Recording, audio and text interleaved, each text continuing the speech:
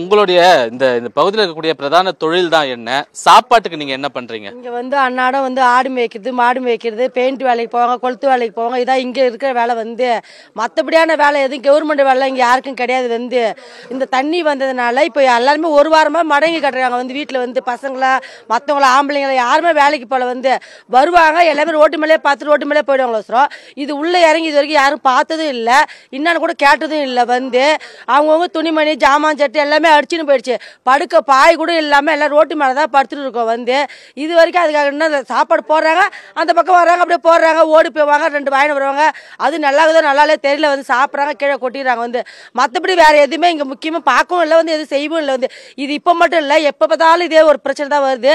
ஆனா இது வரைக்கும் யாரும் ஸ்டெப் எடுத்து எதுவும் செஞ்சதில்லை. இது வரைக்கும் இது 1000 ரூபாய் தரேன், 2000 ரூபாய் தரேன்டாங்க.